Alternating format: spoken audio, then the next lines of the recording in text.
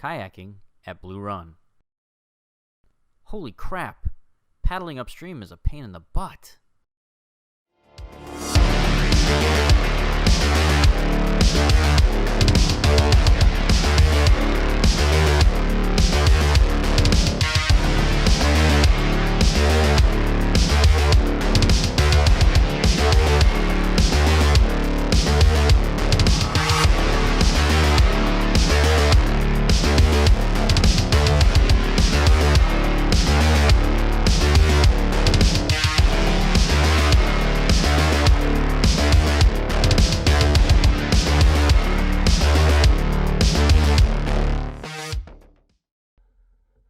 So today I'm at Blue Run Park, located off of County Road 484 here in Rainbow Springs, Florida.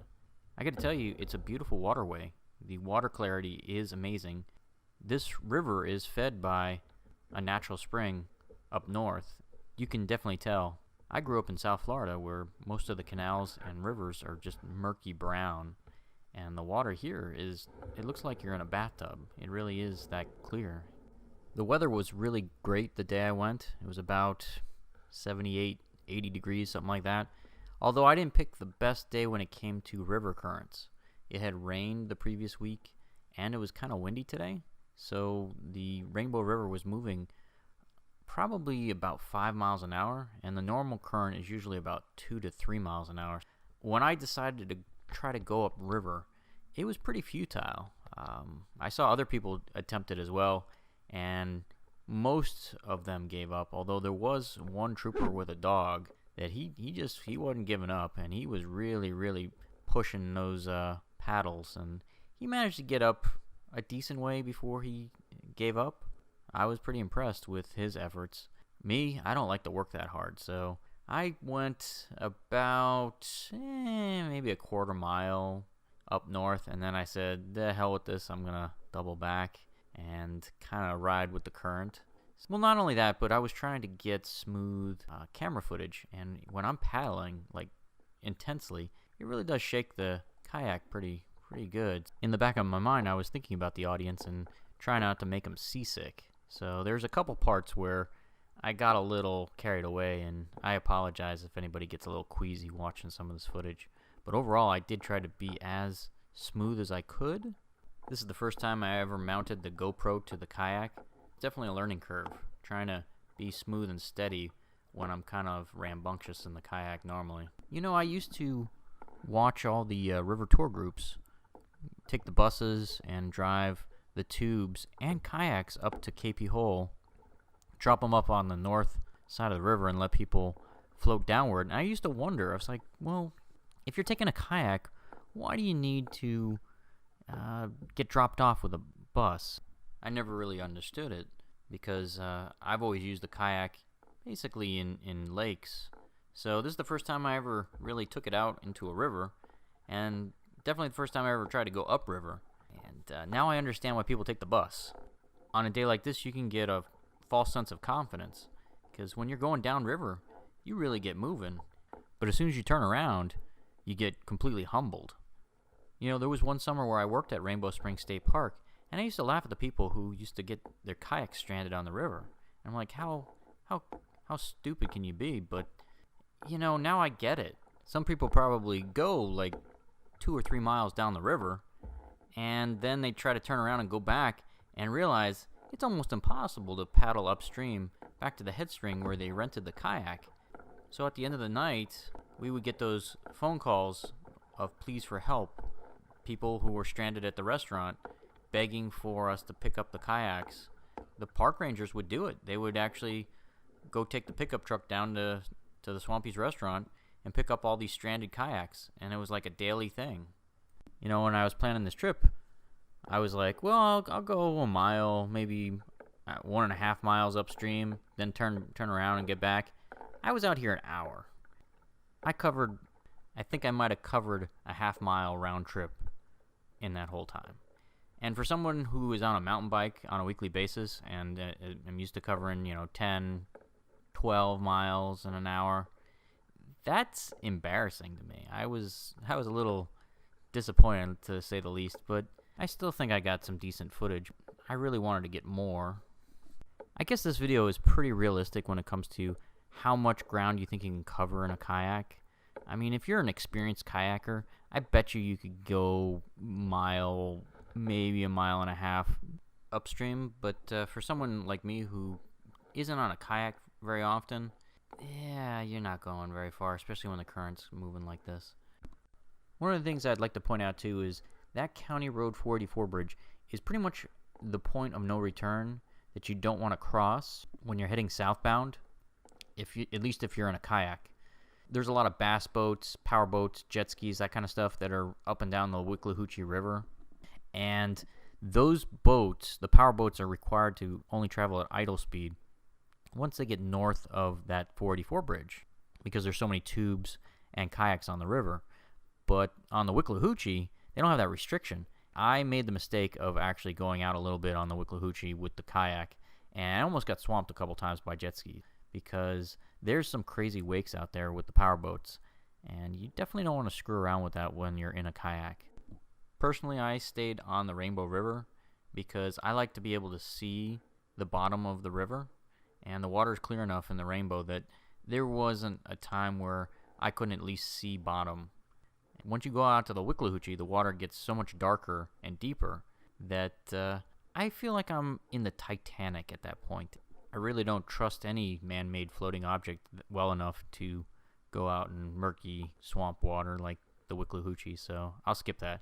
Pontoon boat, yeah, sure, but not a kayak. That's not for me.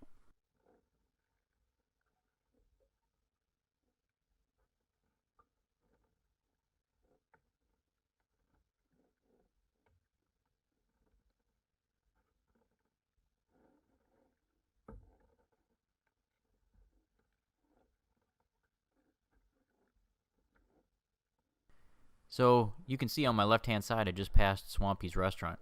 Let me tell you a little bit about Swampy's restaurant. It's got that old Florida charm to it, and the menu is amazing. They have some of the best hamburgers I've ever had. Their mahi mahi sandwich is dynamite. You know, they pride themselves on that half-pound burger, and that thing is amazing. You gotta try it if you go out there. Some of their other cool plates that they're known for, they've got a pretty amazing fish and chips.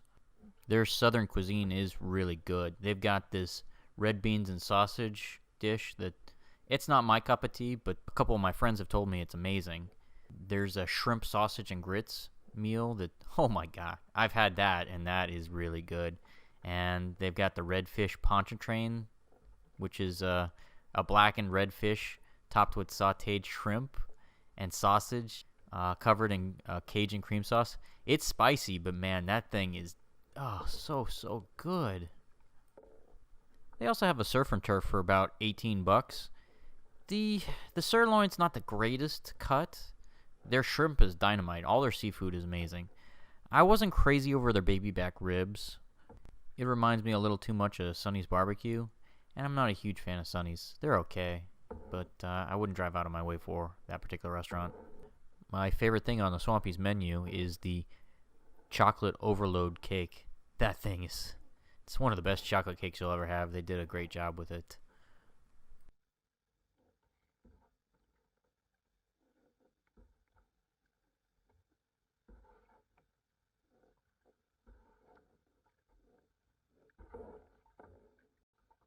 Look at how clear the water is in this section of the river. I mean, the entire Rainbow River is crystal clear like this. You know, you get spoiled. You can basically see this crystal clear water for pretty much the entire length of the Rainbow River.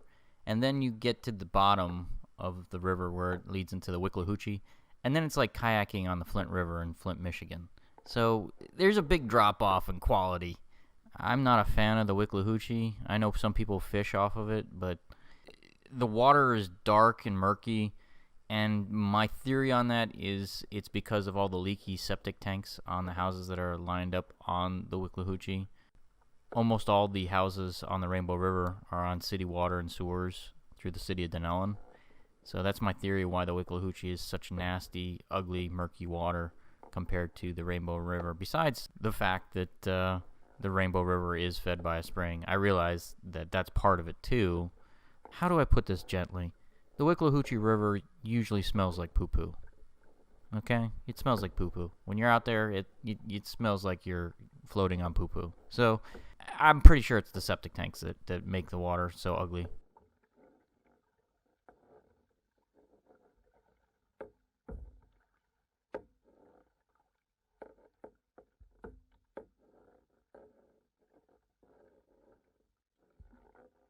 You know, I know some people swim out here on the Rainbow River. That's not for me. I like swimming in a swimming pool. I'm not even a fan of the ocean, to be honest. Again, back to my control freak nature.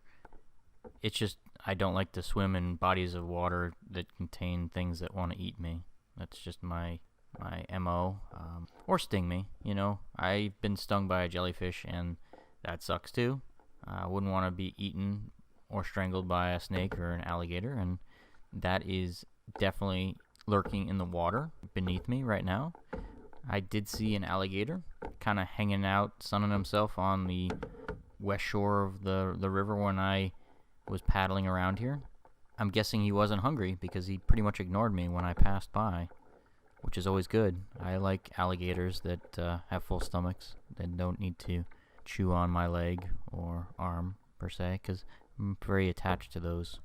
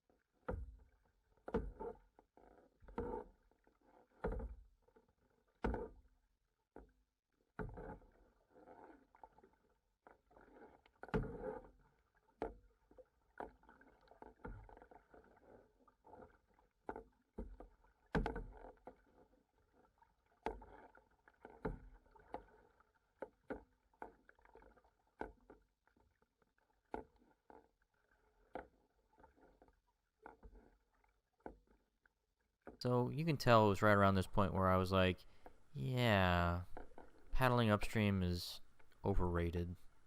Why don't we turn this thing around and go with the flow of water? That sounds good to me.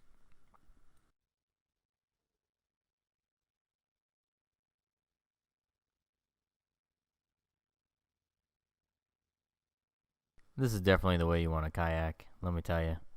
When you got the river current pushing you, it's so much more enjoyable. The next time I come out here in the kayak, I think I'm going to take the bus ride up north and let them drop me off so I can end up down here, because that is the smart way to do this.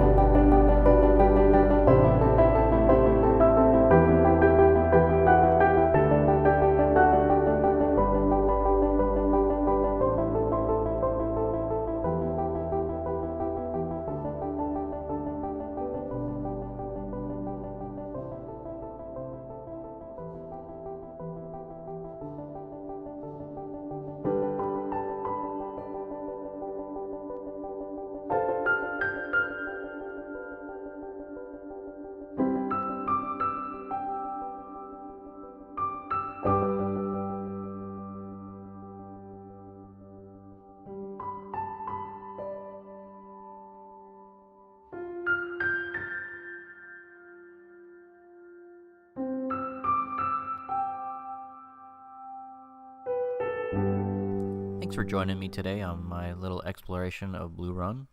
If you liked today's episode, please like and subscribe. If anybody has any requests for videos you'd like me to make, please comment below and I'll try to get them in.